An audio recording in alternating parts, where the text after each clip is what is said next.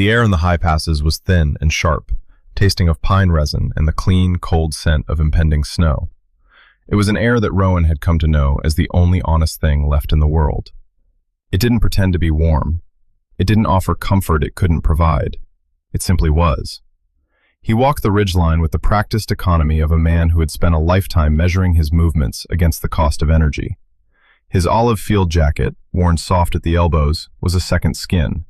Beneath it, a red and deep blue plaid shirt was buttoned to the collar, a small concession to the biting wind that whipped around the granite tors.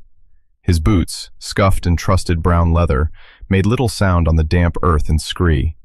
Beside him, moving with the same silent purpose, was Sargent.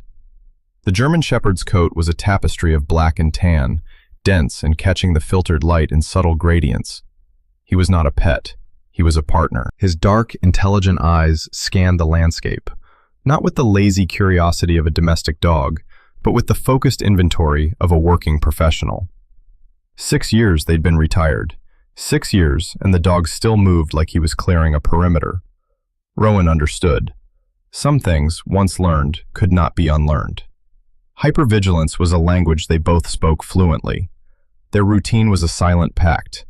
Dawn patrol along the spine of the mountain, checking the trails for washouts and fallen trees, a self-appointed duty that gave shape to the empty days. The Forest Service maps called this area the Silent Tract, a forgotten corner of national land choked with old-growth timber and the skeletal remains of a mining operation that had gone bust a century ago. The name suited Rowan. Silence was a commodity he had paid dearly to acquire. The mountain wore its silence like a uniform. It was a stoic, uncomplaining presence. Rowan felt a kinship with its jagged peaks and shadowed valleys. It was scarred, ancient, and indifferent to the fleeting concerns of men. It kept its secrets locked in stone and ice.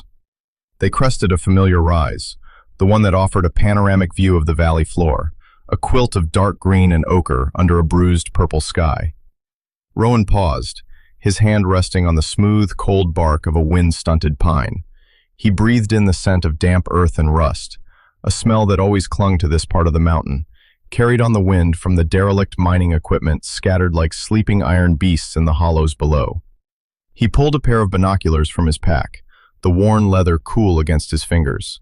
He scanned the valley, a habit ingrained so deep it felt like an instinct. Nothing. The same unbroken canopy of trees, the same thin ribbon of a creek glinting like a shard of broken glass. Then he felt it, a shift in the space beside him. Sargent had stopped. Not just paused, but stopped cold. His body was a study in tension, head high, ears pricked, his entire being focused on something down in the valley that Rowan could not see. A low, almost inaudible rumble vibrated in the dog's chest. Not a growl, not a warning bark, something else. Recognition. Rowan lowered the binoculars, his own senses sharpening to a razor's edge.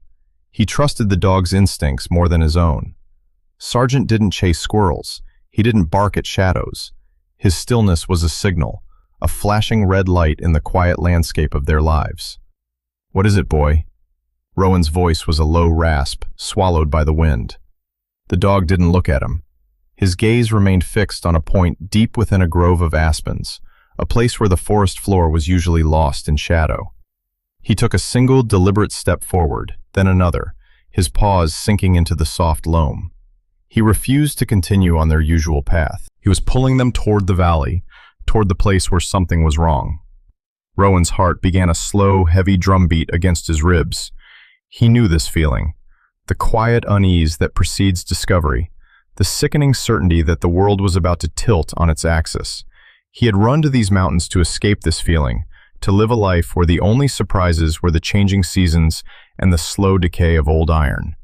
But the dog was insistent. He looked back at Rowan, his dark eyes holding a question and a command. "Are you coming?" Rowan slung the binoculars back into his pack and gripped the worn strap of his rifle.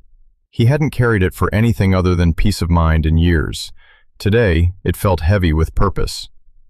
"All right, Sergeant," he muttered, the words a puff of white in the cold air. "Lead the way." He didn't go back. He followed the dog down the steep, game trail-laced slope, away from the familiar ridgeline and into the deepening shadows of the valley, away from the silence he had so carefully constructed, and toward whatever it was that had broken it. The routine was over. Something new had begun. He could feel it in the cold air, in the sudden stillness of the birds, in the unwavering certainty of the dog walking ahead of him, a black and tan shadow cutting a path through the dying ferns. The mountain was no longer just a landscape, it was a witness, and it was about to show them what it had seen. They moved down through the trees, the light growing dimmer, filtered through the dense canopy of pine and fir. The air grew heavier, thick with the smell of wet earth and decay. It was a primal smell, the scent of things returning to the soil. But underneath it, another scent began to emerge, faint at first, then stronger, the acrid tang of aviation fuel. Sargent's pace quickened, his nose to the ground. He wasn't tracking, not in the traditional sense. He was following a memory of a smell, a scent signature logged deep in his brain. Rowan followed, his hand now resting on the cold steel of his rifle's receiver. The forest was unnaturally quiet. No birdsong, no skittering of small animals in the undergrowth. It was as if the entire ecosystem was holding its breath.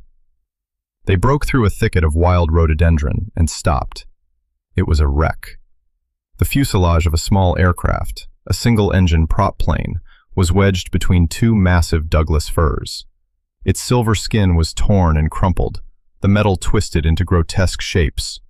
Rust spread across the hull like a wound that refused to scab, a dark stain against the muted greens and browns of the forest.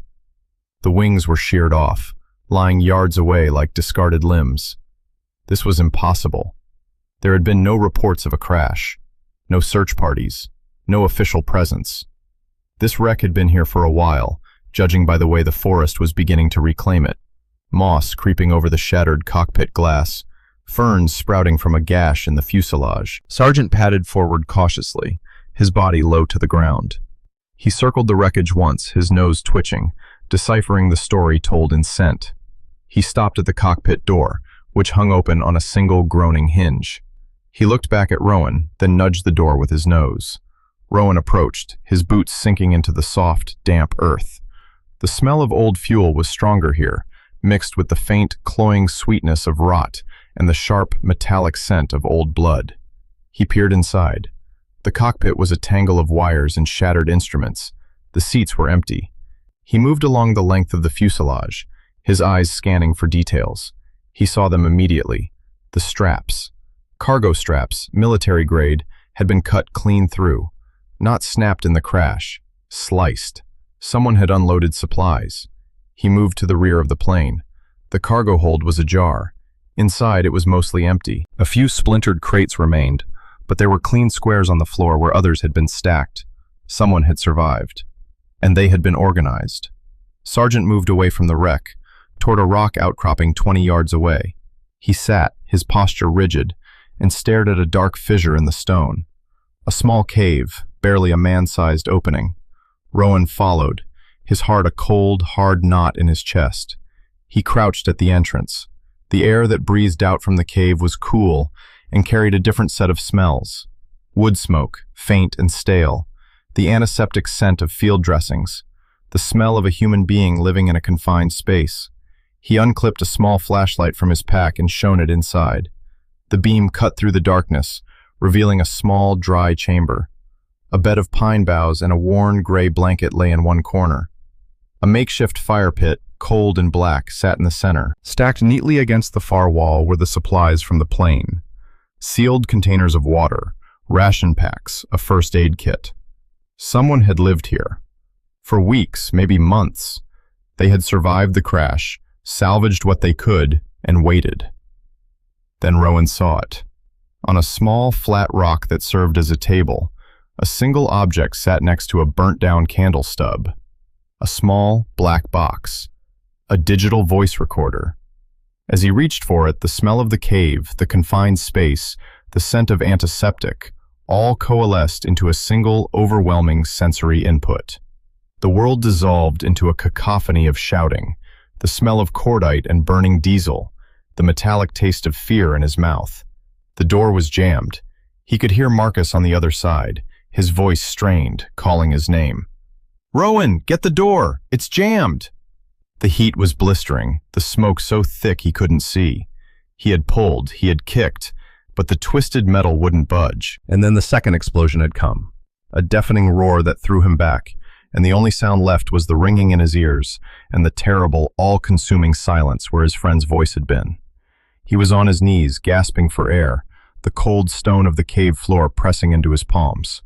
The flashlight had fallen, its beam dancing crazily across the rock walls. The memory was so vivid, so real, he could still feel the heat on his face. A wet nose pushed insistently against his cheek. A warm, heavy weight settled against his back. Sargent. The dog had moved into the cave with him, pressing his body against Rowan's, a solid, living anchor in the swirling chaos of the past.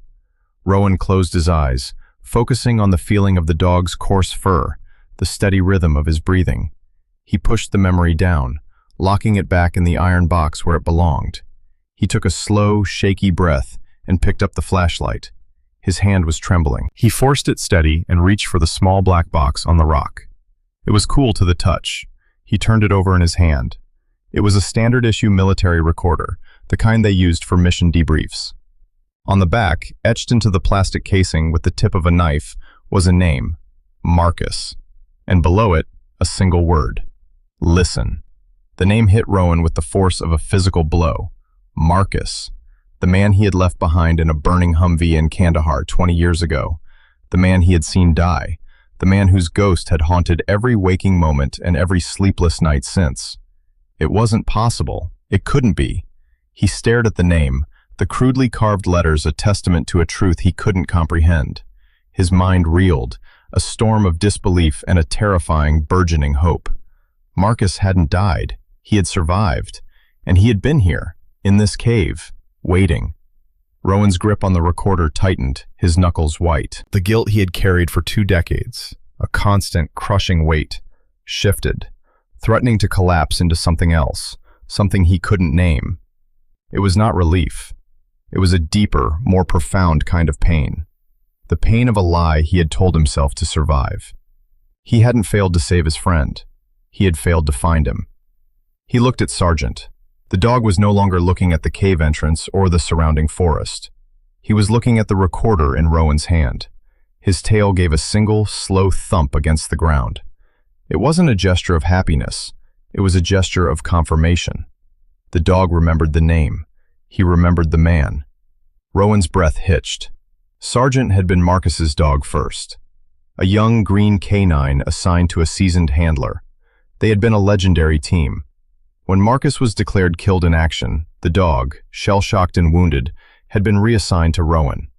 It was meant to be a temporary arrangement, a way to ease the dog back into service. But the bond had stuck. Rowan had needed the dog's silent companionship as much as the dog had needed a steady hand. They had saved each other. But the dog had never forgotten his first partner. Rowan saw it now. The way Sargent would sometimes stare into the distance, a low whine in his throat. The way he would guard the old, faded photograph of Marcus that Rowan kept on his mantelpiece, refusing to let anyone get too close. It wasn't just training. It was memory. It was loyalty. A wave of dizziness washed over him. He leaned back against the cave wall, the cold stone seeping through his jacket. Marcus was alive, or had been. How long ago? The supplies looked like they could last for months, but the fire pit was cold. The candle was burned down. How long had he waited? And where was he now? The sound of an engine, a low rumble echoing through the valley, broke the stillness. Not a plane, a truck, an old diesel by the sound of it. It was coming up the overgrown logging road that led to the base of the mountain. Rowan's training took over. He clicked off the flashlight and pocketed the recorder. He moved to the mouth of the cave, peering through the screen of ferns. Sargent was beside him, silent and alert. Down below, an old, beat-up Ford pickup, its blue paint faded and chipped, bounced and rattled its way up the trail. It stopped near the crash site. The driver's side door opened, and a man got out. It was Elias. Elias, the quiet carpenter from the small town down in the valley. The man who had shown up at Rowan's cabin one day with a load of fresh lumber and simply started repairing his rotted porch, refusing any payment. The man who sometimes left a thermos of hot coffee on his doorstep on cold mornings, never waiting for thanks. A fellow veteran, though he never spoke of it. They shared a language of silence, an understanding that needed no words. Rowan watched as Elias walked over to the wreck, his movements slow and deliberate. He didn't seem surprised to see it. He placed a hand on the torn fuselage, his head bowed. He looked like a man visiting a grave. Rowan stepped out of the cave. Elias turned, his face etched with a sorrow so deep it seemed to have carved new lines around his eyes. He wasn't startled. He looked at Rowan, then at the cave, and a flicker of understanding passed between them. "You found him," Elias said, his voice rough with emotion. It wasn't a question. "I found this," Rowan said, holding up the recorder. Elias's gaze fixed on the small black box. He took a half step forward, then stopped. He looked at Rowan, his eyes holding a depth of empathy that felt both comforting and profoundly unsettling. Rowan felt a sudden, inexplicable warmth spread through his chest, a feeling he hadn't allowed himself in years. An ache he didn't examine. It was the simple, profound relief of not being alone with a truth too heavy to carry. "He asked me to check," Elias said, his voice barely a whisper. "Once a month. He said if he wasn't here, to give the recorder to the man the dog trusted." He looked at Sargent, who had moved to stand between the two men, a silent bridge connecting them. "I guess that's you." The world seemed to slow down. The wind died. The only sound was the rustle of leaves and the steady, reassuring presence of Elias standing just a few feet away. Elias, who had known, who had kept this vigil, who had waited, just as Marcus had waited, for him. Before Rowan could process the implications, another sound intruded. A smoother, more modern engine. A clean, white SUV with government plates was making its way up the same logging road, moving with a confidence that the rough terrain did not warrant. It pulled to a stop behind Elias's truck. Two people got out, a man and a woman. They were dressed in crisp, professional outdoor wear that looked like it had been purchased from a catalog an hour ago. They moved with an easy authority, their faces polite, their eyes missing nothing. The man stepped forward, his smile practiced and reassuring. "Gentlemen, I'm David Chen with the National Transportation Safety Board. We received an anonymous tip about a possible unregistered aircraft in this sector. Looks like our source was correct." His gaze swept over the wreck, the cave, Rowan, and Elias. It was a look of polite assessment, but underneath it, Rowan felt a cold, calculating intelligence. This was not a standard investigation. This was a retrieval. Sargent, who had been calm in Elias's presence, now stood rigid. A low, almost imperceptible growl rumbled in his chest. His body was a shield, positioned squarely between Rowan and the newcomers. Chen's smile didn't falter, but his eyes hardened slightly as he looked at the dog. "That's a beautiful animal. Is he friendly?" "He's a professional," Rowan said, his voice flat. He kept the recorder hidden in his hand. The woman with Chen stepped forward. She was in her late 30s with sharp, intelligent eyes and a no-nonsense demeanor. She nodded at Rowan. "Lena Petrova, Park Service. I'm the regional ranger. Mr. Chen's office contacted us this morning. This is a restricted area. We need to secure the site." Rowan knew Lena. She was competent, by the book. But today, she looked tense, her usual easy manner replaced with a guarded professionalism. She was being managed. Chen took a step closer, his voice dropping to a confidential, empathetic tone. "We understand this must be a shock. Finding something like this, the best thing you can do is let us handle it. We have teams on the way. We'll take care of everything. For your own safety, we'll need you to clear the area." His language was designed to control. "Let us handle it. We'll take care of it. For your own safety." It was the smooth corporate language of erasure. Rowan had heard it before, in hushed briefings after missions had gone sideways. It was the language used to bury the truth under a mountain of paperwork. "What happened here?" Rowan asked, his eyes locked on Chen. Chen's smile remained fixed. "That's what we're here to determine. It appears to be a simple private plane crash. Tragic, but not uncommon in this terrain. Now, if you'll give us some space..." "It wasn't simple," Rowan said. He could feel Elias's presence beside him, a silent, solid wall of support. Someone survived. They were here for a long time. Chen's expression tightened for a fraction of a second before the polite mask slipped back into place. "We'll look into that, of course. Any evidence you may have found. It's crucial that you turn it over to us. It's part of a federal investigation now." His eyes flickered to Rowan's clenched fist. He knew. The anonymous tip wasn't about a plane. It was about the recorder. This was not random. It was organized. They weren't here for the wreck. They were here for the story it contained. Marcus's story. "I haven't found anything," Rowan lied, the word feeling like ash in his mouth. Sargent's growl deepened, becoming a clear, unambiguous warning. The dog took a half-step forward, placing himself directly in Chen's path. His lips curled back just enough to reveal the tips of his canines. Chen took an involuntary step back, his professional calm finally cracking. "You need to control your animal." "He is controlled," Rowan said, his voice dangerously quiet. "He just doesn't like liars." A tense silence descended. The gap between Chen's words and his intent was now a chasm, wide and undeniable. Lena watched them, her hand resting on the radio on her hip, her expression a mixture of duty and doubt. Chen straightened his jacket, his composure regained. "Mr. I don't believe I got your name." "He's a local resident," Lena interjected, her voice firm. "He helps us keep an eye on the trails." She was trying to protect him, to frame him as a civilian, an uninvolved party. Chen ignored her. His gaze was fixed on Rowan. "Look, I understand you think you've stumbled onto something important, a mystery. But some things are better left alone. This aircraft is part of a sensitive corporate matter. Continuing to interfere, well, it could lead to legal complications. Trespassing on a federal investigation site, withholding evidence, these things have consequences." The threat was implicit, but no less clear. Legal, professional, personal. They would bury him in paperwork, discredit him, isolate him. They would use the system he had once served to crush him. "I'm just a man walking his dog," Rowan said, his face a mask of stone. But inside, the cold dread was spreading. He had run from the past for 20 years, and now it had found him, wearing a polite smile and carrying a briefcase full of threats. And he was standing in its way. If this story is speaking to you, if you believe that truth, like a river, will always find its way to the sea, please take a moment to like and share this video. Subscribe to our channel, where we believe that every hidden story deserves a voice. Sometimes the Lord doesn't calm the storm, but instead calms his child in the midst of it. The next 48 hours were a blur of institutional efficiency.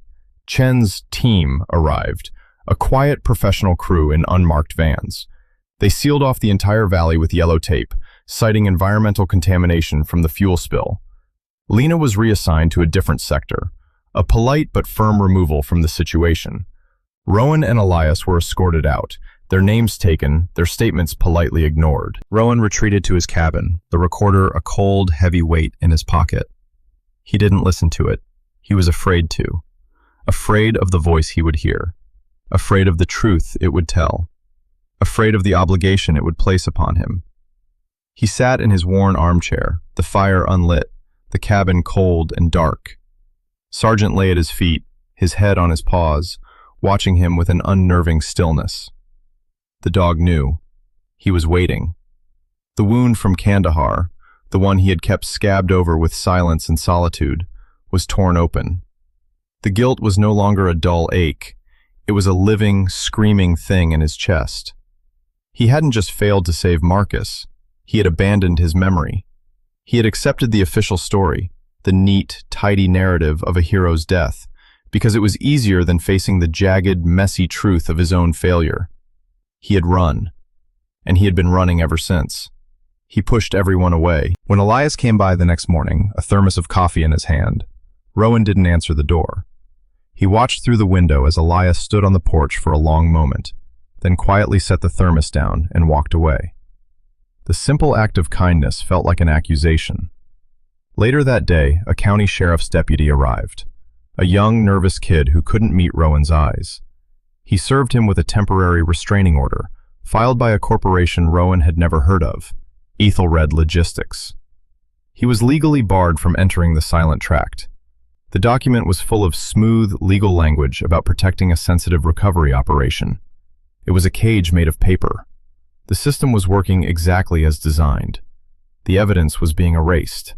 The witnesses were being isolated. The truth was being buried under the weight of legitimate authority. That night, the anger and guilt curdled into a bitter despair. He took the recorder from his pocket and stared at it. This was the source of it all. This small black box. He could destroy it, throw it in the fire. He could walk away, get in his truck, and drive until the mountains were just a memory. He could go back to running. He stood up, his movements stiff. He walked to the fireplace and opened the iron grate. Sargent didn't move. He just watched him. Rowan held the recorder over the cold ashes. His hand trembled. This was the choice: silence or truth, escape or responsibility. He could let Marcus die a second time, and this time it would be his hand that did it. He squeezed his eyes shut, the faces of his lost teammates flashing behind his eyelids. The weight of all the ghosts he carried threatened to crush him. He was not strong enough for this. He was just one man, a broken man. He let out a guttural sob, a sound torn from the deepest part of his soul. The anger, the grief, the shame of 20 years came pouring out. He sank to his knees, the recorder clattering to the hearth. He buried his face in his hands, his shoulders shaking with the force of his own failure. He was adrift, drowning in the darkness he had kept at bay for so long. He had pushed everyone away. He was utterly, completely alone. And then he felt it. A heavy head rested on his knee. A warm, solid presence leaned against his trembling body. Sargent.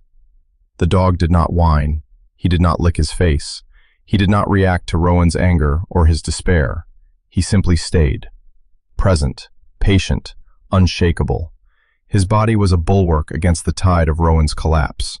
His quiet, steady breathing was a rhythm for Rowan to anchor to. Rowan slowly lowered his hands. He looked into the dog's dark, intelligent eyes. There was no judgment in them, no pity. There was only a profound, unwavering loyalty, a silent promise. I am here. I will not leave you. In that moment, the dog was more than a partner. He was a confessor, a keeper of a truth Rowan had been too afraid to face. The dog had never forgotten Marcus. He had never given up hope. He had waited, patiently, for Rowan to be ready to listen. The emotional storm inside Rowan began to subside, replaced by a deep, quiet stillness. The guilt was still there. The grief was still there. But they were no longer a drowning current. They were just part of the landscape of his heart. He reached out and picked up the recorder. His hand was steady now. He looked at the dog, who watched him with an expression of quiet expectation. "Okay, boy," Rowan whispered, his voice hoarse. "Okay, it's time to listen." He sat on the floor, his back against the cold hearth, the dog pressed against his side. He took a deep breath, a breath that felt like the first one he had taken in 20 years, and he pressed play. The first sound was the hiss of static, then the rustle of clothing, and then a voice he hadn't heard in 2 decades, but one that was as familiar to him as his own. It was weaker, laced with pain, but it was unmistakably Marcus. Day 1, or what I think is day 1. The crash, I don't remember much, just the fall. Woke up in the snow. The pilot, he didn't make it. But I did.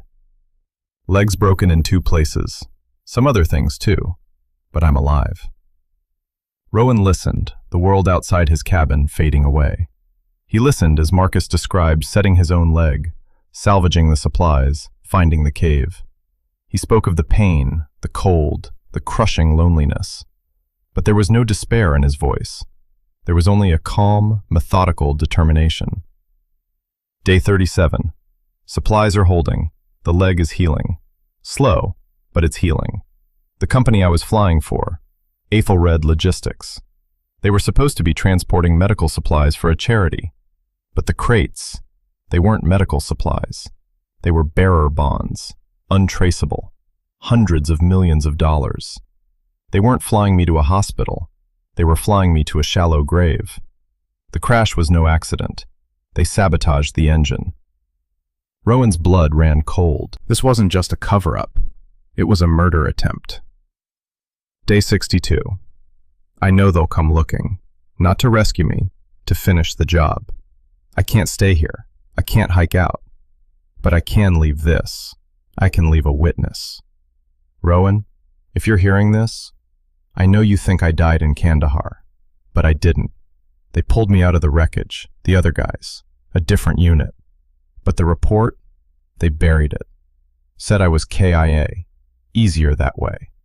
I was too injured, too broken. They shipped me to a black-site hospital, patched me up, and then discharged me into the civilian world with a new name and a warning to stay silent. I was a loose end they didn't want to deal with. The voice on the recorder broke for the first time. I tried to find you, man. I really did. But you'd gone, vanished. They told me you'd retired, moved off-grid. And Sergeant? They told me he was with you. That gave me hope. I knew he'd take care of you. And I knew if anyone could find me, it would be him. Rowan looked at the dog, whose head was now resting on his lap, a low whine escaping his throat. He remembered. I have to move, Marcus's voice continued, stronger now, filled with a new resolve. There's a hidden compartment in the fuselage, behind the main cargo panel. I've stored the flight recorder there, the real one. It has everything. The flight path, the engine failure data, the truth. Aethelred doesn't know about it. It's an old plane, an old modification, but I found it. I'm also leaving a copy of their financial records, the ones that show the money laundering. I'm taking the original bonds. They're my leverage, my life insurance. I'm going to use them to expose these people.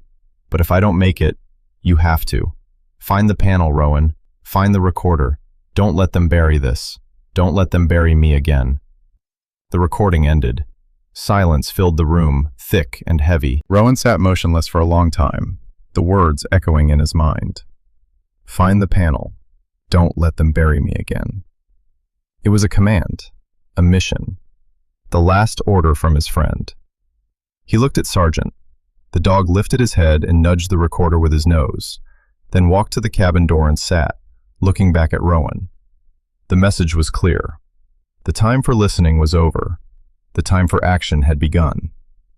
Rowan stood up. The despair was gone, burned away by a cold, clear purpose. He was no longer running. He was staying. He was fighting. For Marcus. He walked to the door and picked up his field jacket. He had a restraining order, a powerful corporation, and the federal government standing in his way. But he also had a mission. And he had a partner. He opened the door. The cold night air hit his face. Under the porch light, sitting on the steps, was Elias. He hadn't left. He was just sitting there, in the cold, waiting. He held up a fresh thermos. Figured you might need this, he said, his voice quiet. It's a long night. Rowan looked at the man who had waited for him, who had kept a silent vigil for a friend he'd never met, and felt the ice around his heart crack just a little more. He wasn't alone in this. Yeah, Rowan said, his voice thick. It is. He took the thermos, the warmth seeping into his cold hands. Let's go for a walk. They moved under the cover of darkness, two shadows and a dog, circling around the official perimeter. The yellow tape was a flimsy barrier against their resolve. Elias moved with a quiet competence that confirmed Rowan's suspicion. The man was no simple carpenter. You were in, weren't you? Rowan asked, his voice a low whisper as they navigated a dense patch of forest. Rangers, Elias said, not breaking stride. A long time ago. That was all he offered, and all Rowan needed to know. It explained the way he moved, the way he watched, the way he understood the weight of an unspoken promise. They reached the crash site from the opposite side, far from the single road and the guards Chen had posted. The wreck was bathed in the cold, sterile light of portable floodlights, a crime scene scrubbed of its soul. Sergeant led them, not towards the cave, but directly to the main fuselage. He stopped and nudged a large, seemingly solid panel just behind the wing root, the main cargo panel. They'll have swept it for electronics, Elias murmured, scanning the perimeter. Marcus said it was an old mod, Rowan whispered back. Hidden. They'd be looking for standard placements. They worked quickly, in the slivers of shadow between the sweeping beams of the floodlights. Elias produced a multi-tool from his pocket, his hands deft and sure. Rowan felt for the seams Marcus had described in the recording. It took them 10 minutes of tense, silent work before they found it. A false panel, held in place by recessed bolts, hidden under a layer of grime and rust. As Elias worked the last bolt loose, a voice cut through the night. "Hold it right there!" Two guards, hired security in generic uniforms, were moving towards them, their flashlights dancing across the trees. Elias didn't hesitate. He pulled the panel free, revealing a small, insulated compartment. Inside sat a ruggedized orange box, the flight recorder, and a thick, waterproof envelope. He shoved them into Rowan's hands. "Go, get this out of here. I'll lead them off." Elias, no. "This is what we do, Rowan," Elias said, his voice low and urgent. He placed a hand on Rowan's shoulder, his grip firm.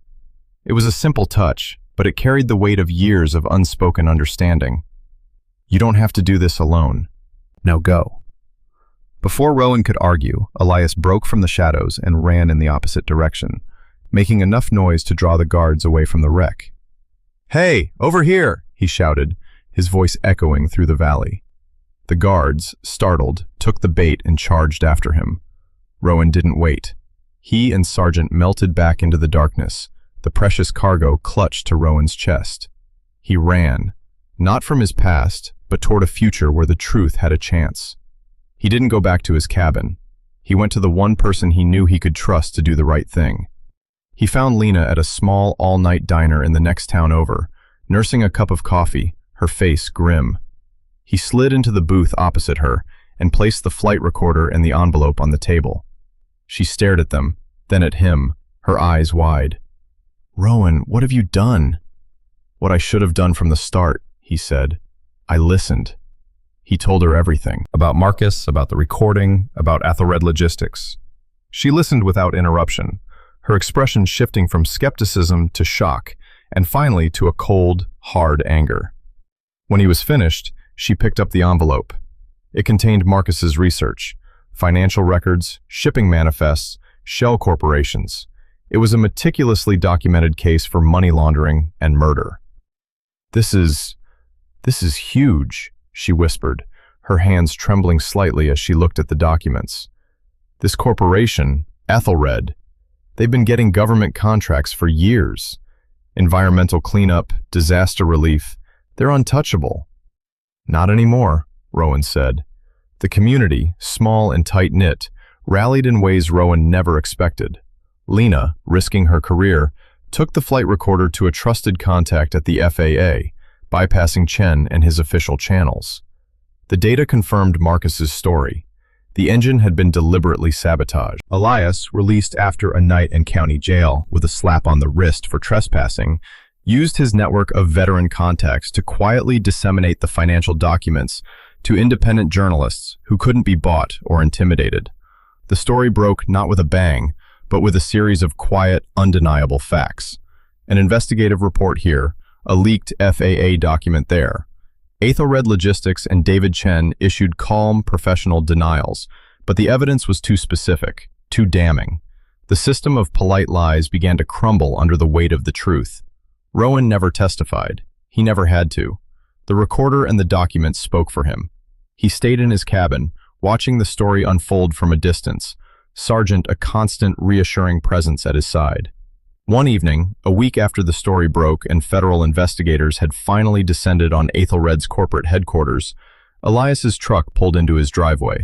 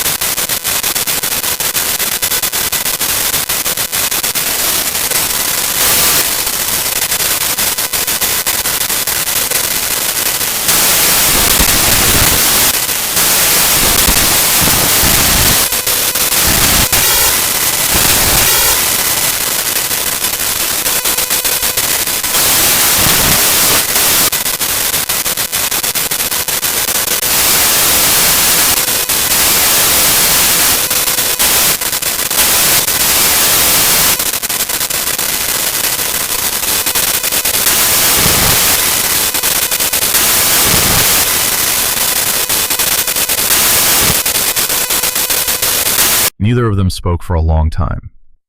The silence between them was not empty. It was filled with shared grief, mutual respect, and a gratitude that ran deeper than words. Finally, Elias stood up to leave. He paused and placed a hand on Rowan's shoulder, the same firm, grounding touch as in the forest. "He knew you'd come for him, Rowan," he said quietly. He never doubted it. The words landed with the weight of a benediction. Rowan looked up at him, at this quiet man who had shown him what loyalty looked like, and for the first time, he felt the possibility of a future that wasn't defined by the ghosts of his past. He simply nodded, unable to speak. The look that passed between them was one of complete, unspoken understanding. Relief, gratitude, something unnamed but deeply felt. It was an exhalation after a lifetime of holding his breath. The immediate crisis was over. Aethelred Logistics was dismantled, its executives facing a litany of federal charges. David Chen disappeared into the bureaucratic ether, a disgraced functionary in a much larger machine. The world was not transformed. Corruption would continue. Greed would find new avenues. Change was incremental, honest, imperfect. But in one small, forgotten valley, a truth that had been buried was brought into the light. A man's life and his death were given the dignity they deserved. Rowan didn't leave. He stayed in his cabin on the mountain. He still walked the ridgelines at dawn, but his steps were different now. They were not the steps of a man running from his past. They were the steps of a man guarding a legacy. He had found his purpose not in some grand act of redemption, but in the simple, profound refusal to look away. He had chosen to remain, in the community, in the fight, in his own life. One crisp autumn afternoon, he sat on his newly repaired porch, a mug of coffee growing cold in his hands. He watched the aspens on the far ridge, their leaves a blaze of gold against the deep blue sky. He was still scarred. He would always be scarred, but he was no longer alone in his brokenness. Sargent lay on the warm planks of the porch at his feet. His head was down, his eyes were closed. He was not on alert. He was not scanning the perimeter. He was not waiting for a command. For the first time in as long as Rowan could remember, the dog was simply at rest. His work, for now, was done. He had led his partner out of the darkness and back into the world. He had brought his first handler home. There are moments in our lives that feel like a door slamming shut, a path ending in a wall of fire and twisted metal.